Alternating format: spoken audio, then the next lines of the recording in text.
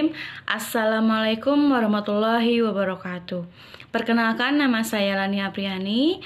Saya perwakilan dari kelompok 2. Dalam video ini, kelompok kami akan memaparkan materi mengenai upaya preventif dan upaya kuratif ketunalarasan di lingkungan sekolah. Sebelum ke dalam pemutaran video, marilah kita mengucapkan basmalah bersama-sama terlebih dahulu. Bismillahirrahmanirrahim. Pemutaran video akan diawali dengan pengertian tunalaras itu sendiri. Selamat menyaksikan. Assalamualaikum warahmatullahi wabarakatuh. Tunalaras adalah individu yang mengalami hambatan dalam mengendalikan emosi dan kontrol sosial. Tunalaras juga biasanya menunjukkan perilaku yang menyimpang, yaitu dengan tidak mengikuti norma atau aturan yang ada di sekitarnya. Tunalaras biasanya disebabkan oleh faktor internal dan faktor eksternal. Penyebab ketunalarasan: faktor internal, faktor yang disebabkan dari diri sendiri, seperti intelijensi, kondisi fisik, jenis kelamin, dan usia. Faktor eksternal, faktor yang disebabkan dari lingkungan, misalnya lingkungan sekolah. Sekolah merupakan lingkungan kedua bagi anak untuk mengembangkan pengetahuan, sikap, dan keterampilan. Faktor masyarakat, manusia atau anak sebagai makhluk individu dan makhluk sosial sebagai tidak terlepas dari interaksi dan komunikasi lingkungan. Faktor keluarga, faktor yang menyebabkan berasal dari lingkungan keluarga, yaitu situasi dan kondisi ekonomi, sosial, psikologi, sikap, dan perilaku orang tua kepada anak-anaknya. Assalamualaikum warahmatullahi wabarakatuh. Saya Dede Riana dari kelompok 2. Di sini saya akan menjelaskan tentang pengertian preventif. Pengertian preventif adalah suatu tindakan pengendalian sosial yang dilakukan untuk dapat mencegah atau juga mengurangi kemungkinan terjadinya hal-hal yang buruk yang akan terjadi di masa yang akan datang. Tindakan preventif ini dilakukan manusia, baik itu secara pribadi atau juga secara kelompok, untuk dapat melindungi diri mereka dari hal buruk yang mungkin terjadi. Karena tujuannya itu mencegah serta mengurangi kemungkinan terjadinya hal yang buruk yang tidak diinginkan, maka umumnya suatu tindakan preventif ini biasanya untuk biayanya lebih murah daripada biaya penanggulangan atau juga mengurangi dampak dari suatu peristiwa buruk yang sudah atau telah terjadi. Demikian pemaparan dari saya. Billahi taufik wal hidayah. Assalamualaikum warahmatullahi wabarakatuh. Assalamualaikum warahmatullahi wabarakatuh. Saya Saini Anissa. Di sini saya akan menjelaskan mengenai upaya preventif ketunalarasan di sekolah. Sebelumnya sudah dijelaskan pengertian mengenai preventif itu sendiri oleh Pak Dedi. Upaya preventif ketunalarasan di sekolah untuk mencegah atau mengurangi ketunalarasan di sekolah yaitu sebagai berikut. 1. Melakukan asesmen terhadap anak sebelum anak diterima di sekolah. Asesmen ini berguna untuk pihak sekolah maupun orang tua bisa mengetahui gangguan apa yang dimiliki anak beserta kesulitan dan kebutuhan anak dalam proses pembelajaran. Yang kedua, mengadakan kegiatan penyuluhan mengenai kenakalan remaja beserta dampaknya bagi kehidupan siswa. Yang ketiga, mengadakan kegiatan keagamaan guna meningkatkan keimanan siswa. Yang keempat, mengadakan bimbingan konseling dengan guru BK maupun psikolog guna mencari tahu permasalahan yang atau dihadapi siswa. Dan jika ada anak yang mengalami gangguan tunalaras bisa segera mendapatkan penanganan. Yang kelima, antara pihak sekolah dan orang tua secara rutin mengadakan pertemuan guna membahas prestasi maupun permasalahan yang dihadapi anak di sekolah. Yang keenam, adanya sarana dan prasarana yang memadai guna mendukung proses pembelajaran anak dan pengembangan bakat anak melalui kegiatan ekstrakurikuler. Yang ketujuh, di sini wali kelas berperan aktif dalam memonitoring siswanya di kelas maupun di sekolah. Jika ada siswa yang memiliki perilaku tidak baik atau melanggar tata tertib seperti membolos, mudah emosi, dan suka melakukan kegaduhan di kelas, bisa segera melakukan kerjasama dengan BK maupun psikolog, dan nanti bekerjasama juga dengan orang tuanya. Yang kedelapan, menerapkan kedisiplinan terhadap anak mengenai tata tertib yang berlaku di sekolah. Assalamualaikum warahmatullahi wabarakatuh. Saya Lani Apriani, di sini saya akan memaparkan mengenai upaya kuratif ketunalarasan di lingkungan sekolah. Upaya penanganan untuk anak luar biasa, khususnya anak tunalaras, dari waktu ke waktu semakin meningkat sesuai dengan pengembangan teknologi. Oleh karena itu, dapat dilihat dari dua sudut pandang, yaitu upaya preventif dan upaya kuratif. Upaya kuratif itu sendiri yang dilakukan oleh guru di lingkungan sekolah, yaitu dengan cara guru memberikan nasihat dan mengingatkannya secara baik-baik.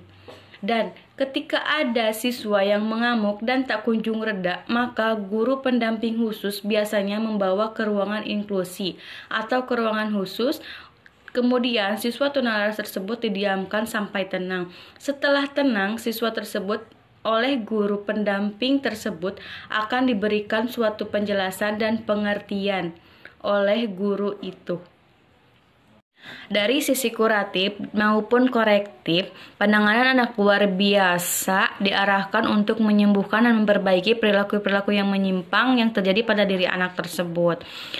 Dari sisi ini dapat dilakukan dengan berbagai cara pendekatan. Salah satunya yaitu dengan pendekatan medis, pedagogis, psikologis, yaitu modifikasi perilaku. Modifikasi perilaku ini bertujuan dalam dua hal, yaitu dengan perilaku yang adaptif. Perilaku adaptif ini yaitu suatu perilaku yang dapat diterima oleh lingkungan dan bermanfaat bagi diri anak itu sendiri.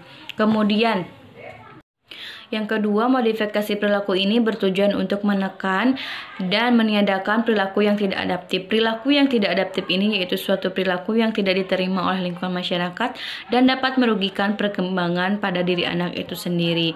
Oleh karena itu, modifikasi perilaku ini, guru harus menyadari bahwa latar belakang anak dan karakteristik anak itu berbeda-beda.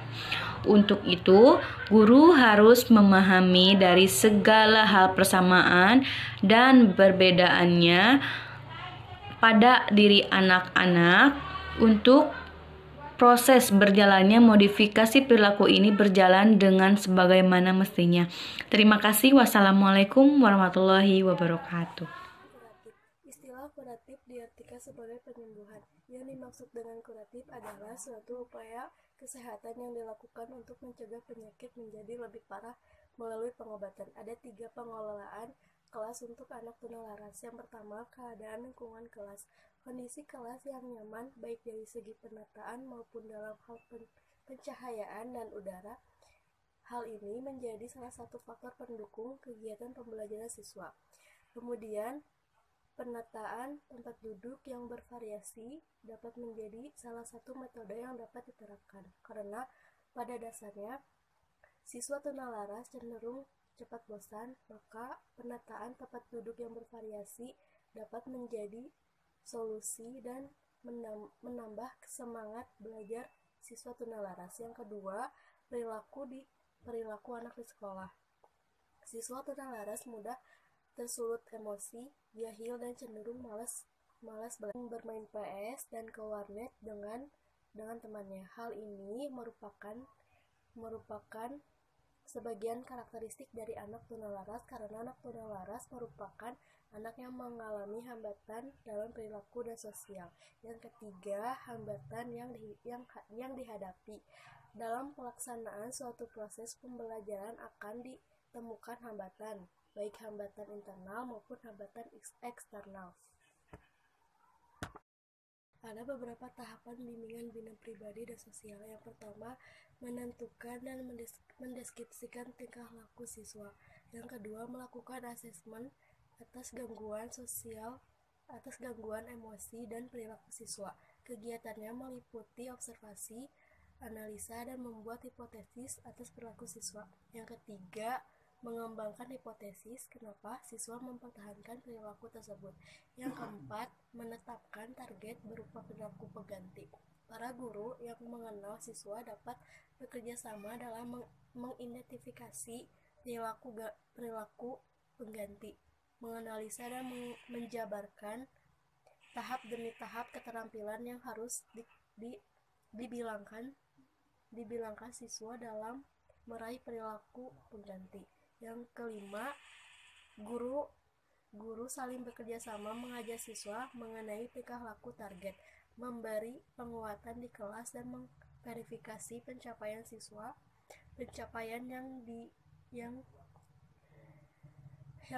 yang diraih siswa maupun guru. Yang keenam, memodifikasi lingkungan yang mendukung pencapaian. Assalamualaikum warahmatullahi wabarakatuh. Jadi, kesimpulan dari kelompok kami, preventif adalah suatu tindakan pengendalian sosial yang dilakukan untuk dapat mencegah atau mengurangi kemungkinan terjadinya hal-hal yang tidak diinginkan di masa mendatang. Upaya preventif yang dilakukan di sekolah untuk mencegah atau mengurangi ketunalarasan yaitu sebagai berikut. Yang pertama, melakukan asesmen terhadap anak sebelum anak diterima di sekolah. Yang kedua, mengadakan kegiatan penyuluhan. Yang ketiga, mengadakan kegiatan keimanan guna meningkatkan keimanan siswa. Yang keempat, mengadakan bimbingan konseling dengan guru BK atau psikolog. Yang kelima, antara pihak sekolah dan orang tua secara rutin mengadakan pertemuan. Yang keenam, adanya sarana dan prasarana yang memadai.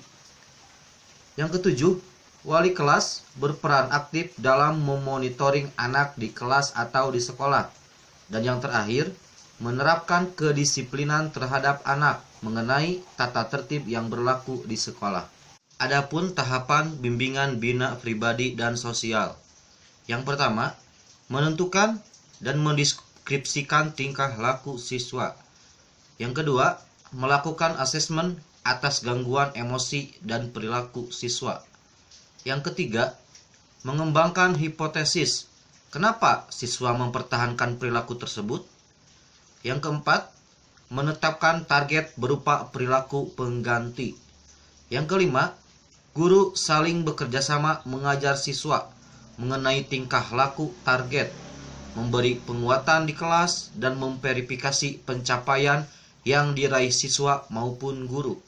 Dan yang terakhir, memodifikasi lingkungan yang mendukung pencapaian tingkah laku target dan memungkinkan perkembangan perilaku ke arah yang lebih baik. Lalu, upaya kuratif yang dilakukan guru di lingkungan sekolah adalah menasihati dengan baik-baik dan mengingatkan.